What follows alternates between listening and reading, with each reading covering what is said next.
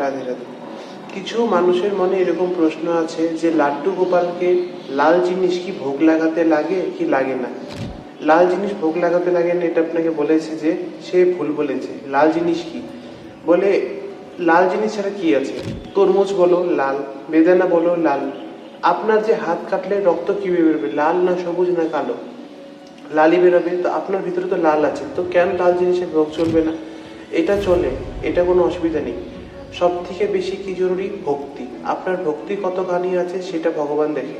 এখন আপনার রক্ত লাল, আপনাকে ভগবান বানিয়েছে, ভগবান তো আপনাকে লাল রক্ত দিয়ে বানিয়েছে না, নাকি আপনি নিজে তৈরি হয়ে গেছেন?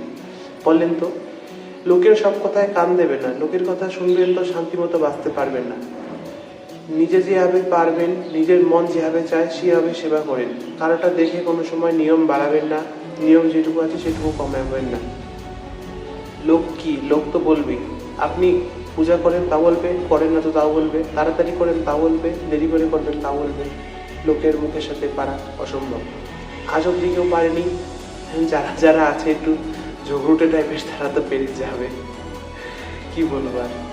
লাড্ডু গোপালকে ভোগ চলে, লাল জিনিসের ভোগ চলে। ঠিক আছে, আজকের জন্য এখানে এটুকুই। আবার পরের সাথে দেখা হবে। রাধে রাধে। চ্যানেলটা সাবস্ক্রাইব করতে কেউ ভুলবেন না।